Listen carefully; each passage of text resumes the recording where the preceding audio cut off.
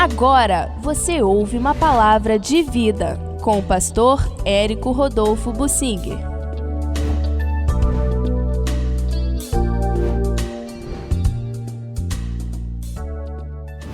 O perdão e o suprimento das necessidades andam juntos.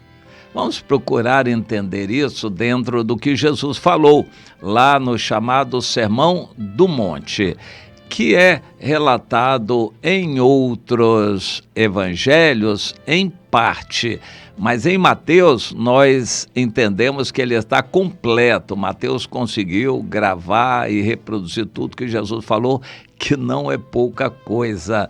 3 capítulos, 5, 6 e 7 de Mateus, que trazem uma espécie de resumo de todo o ensino de Jesus. E este Sermão do Monte começou no capítulo 5 da seguinte maneira: vendo Jesus as multidões, subiu ao monte, e como se assentasse, aproximaram-se dele os discípulos, e ele passou a ensiná-los, dizendo: bem-aventurados os humildes, etc, etc. E aí começou o ensino dele.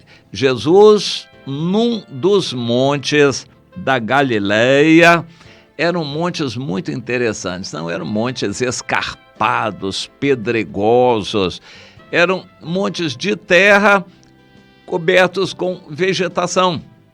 Era o que se chamava a relva, e era muito agradável para se assentar ali, e foi o que aconteceu. Jesus se assentou, os discípulos se aproximaram e todo mundo que queria veio, e Jesus começou a ensinar. Ensinou sobre muitos aspectos da vida, mostrando o padrão de Deus. Por exemplo, você ouviu que quem matar na lei está sujeito a julgamento. Eu digo, porém, o seguinte: aquele que se irar contra o seu irmão estará sujeito a julgamento. Quem proferir um insulto a seu irmão estará sujeito a julgamento de tribunal. E quem lhe chamar tolo, ainda que seja por brincadeira, estará sujeito ao inferno de fogo.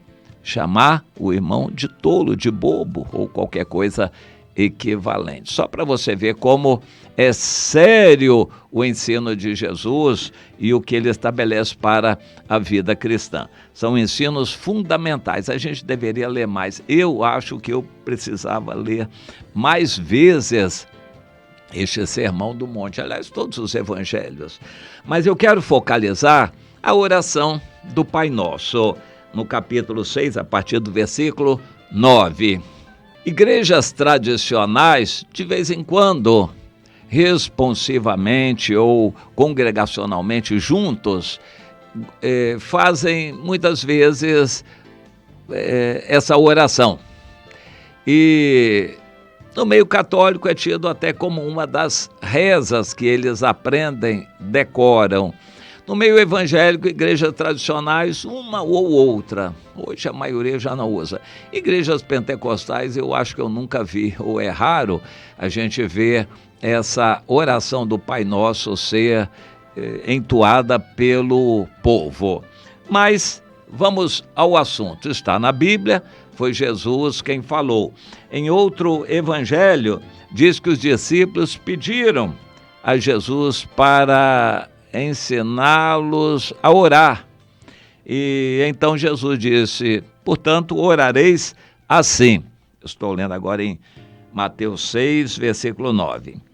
Pai nosso, que estais nos céus, santificado seja o teu nome.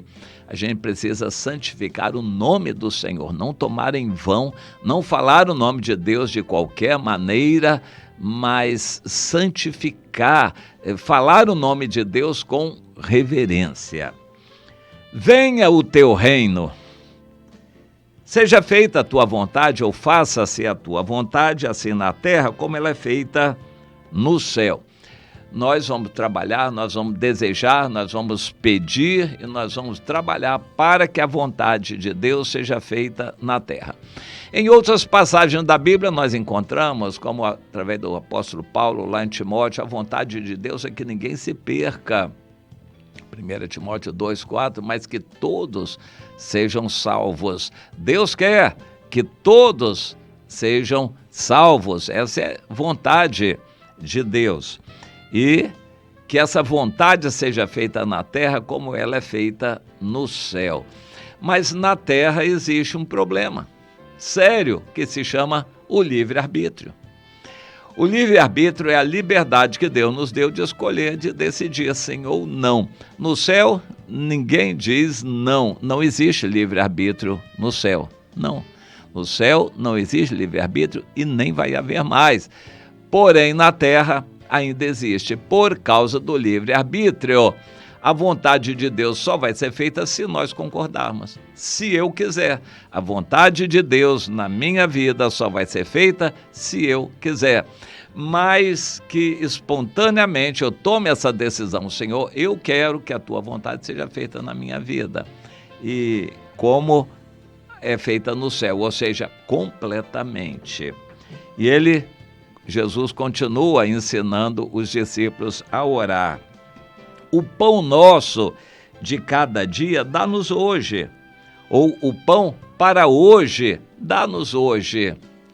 Nós muitas vezes queremos ajuntar dinheiro para garantir o pão para o resto do mês, garantir a comida para o restante do ano. Nós queremos garantir com antecedência. E Jesus ensinou que a gente deveria aprender com as aves do céu. Não ajuntam, não fazem depósito, não tem celeiro, dependem de cada dia. Nós deveríamos depender da bênção de Deus a cada dia e não nos preocuparmos com o que vamos comer. Os do mundo têm razão de se preocupar, nós não deveríamos nos preocupar, mas a cada dia pedir que Deus nos dê o alimento para aquele dia. E aqui vem o assunto que eu queria focalizar mais. Perdoa-nos as nossas dívidas, os nossos pecados, assim como nós temos perdoado aos nossos devedores. Isso é terrível.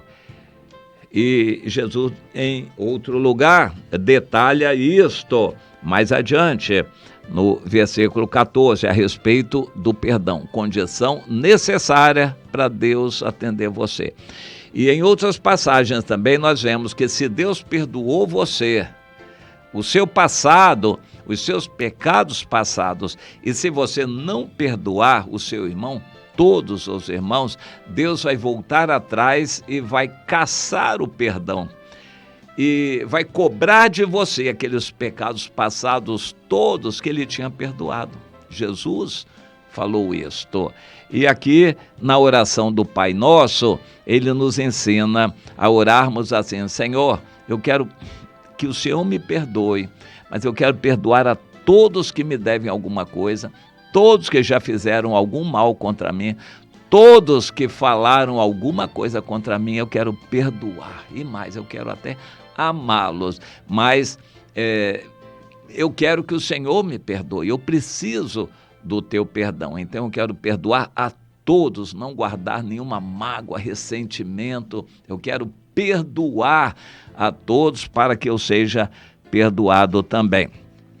E não me deixe, ou não nos deixes cair em tentação, mas livra-nos do mal.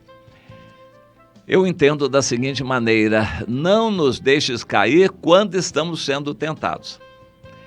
Há pessoas que interpretam de outra maneira que eu não acho correta. Não permita que eu seja tentado, Senhor. Eu quero viver uma vida boa e não deixe eu ser tentado. Não deixe eu entrar em tentação. Não, mas não é isso que Jesus diz.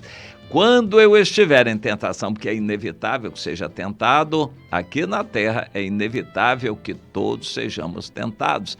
Quando eu estiver em tentação, me ajude, Senhor, não me deixe cair na tentação. Mas ainda que a gente caia na tentação, existe remédio, vai ser mais doloroso, porém existe ainda remédio se pecou o remédio para o pecado existe. Mas o melhor é que você não caia na tentação. Mas melhor ainda é que nem entre em tentação. Você fuja da tentação. 2 Timóteo 2:22. Fuja da tentação. Não chegue perto do lugar onde você sabe que vai ser tentado.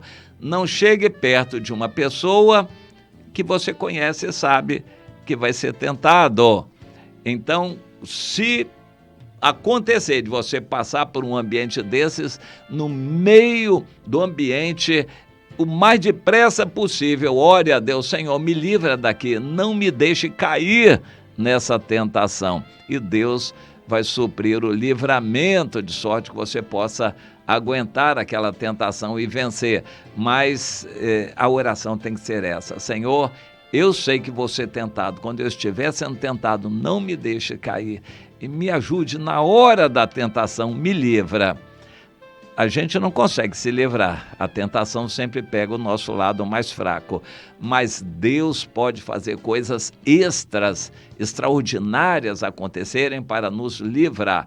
Mas Ele só vai livrar quem pede, quem ora, se você quer realmente se ver livre da tentação. O problema é que existem crentes que gostam do pecado. Na hora da tentação eles se deliciam, ficam lutando, dizendo um não, mas é um não que tem um gostinho de sim. No final, eles sabem que vão cair na tentação e eles gostam do pecado, depois vão chorar, se arrepender, etc. Mas na hora eles não pedem a Deus que os livre. É o que a gente deveria fazer. Senhor, quando eu estiver na tentação, primeiro, eu gostaria de nem entrar, mas se eu entrar em tentação, não me deixe cair. Ore assim, manifeste a sua fé em Deus. Você é fraco, mas Deus é forte. E continuando, livra-nos do mal, livra-nos do mal. Deus pode agir bastante nessa área. E a oração, segundo o Evangelho de Lucas, também segundo a versão católica, termina por aqui: livrai-nos do mal, amém.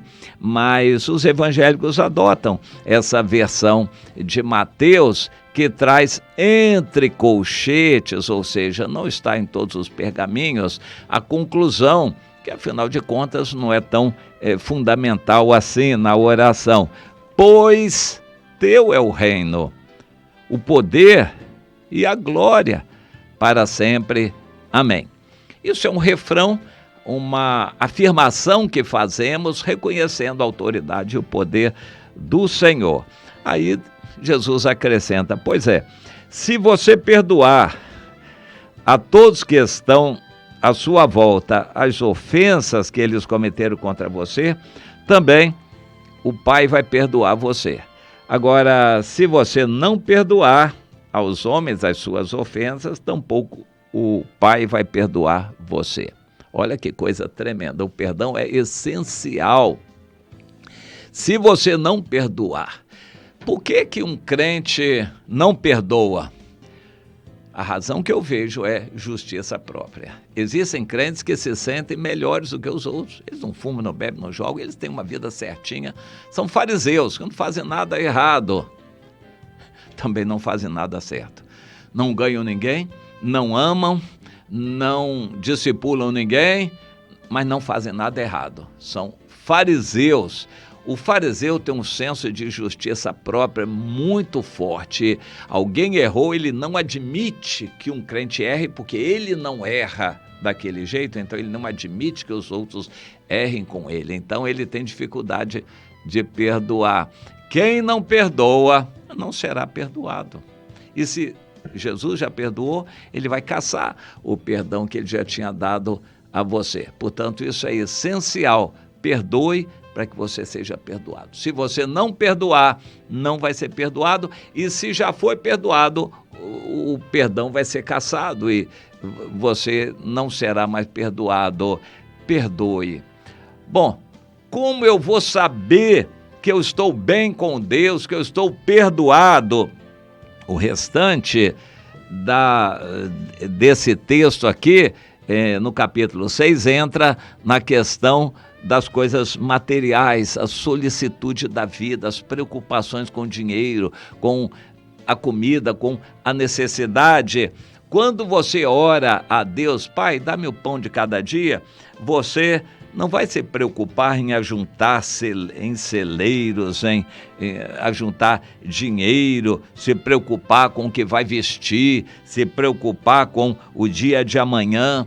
Você vai entregar tudo ao Senhor, vai buscar em primeiro lugar o reino dele e a justiça dele, tudo mais será acrescentado. Quando você tem noção de que Deus é Deus, você vai ser suprido pelo Senhor a cada dia. Isso é maravilhoso. Quando você crê que Deus é soberano, que Jesus é Senhor e que Ele cuida de você, você vai ser suprido a cada dia. Você vai fazer essa oração: Senhor, o pão de cada dia, o pão de hoje, me dá hoje.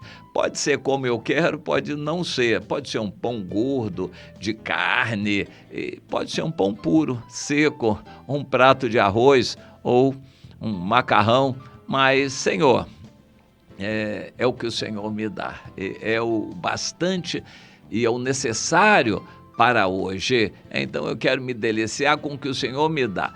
Tira de mim toda a ganância de querer comer bacalhau todo dia, pratos caríssimos, comer camarão, alguma comida especial, uma carne toda maturada, isso e aquilo, uma carne especial, churrasco. Senhor, tira de mim essa vontade de comer essas coisas e dá-me a simplicidade de comer um pão, um prato de arroz, um prato de hortaliça, um prato de verdura ou de legumes, que eu coma o que o Senhor me der para o dia, que eu não ande atrás de comida.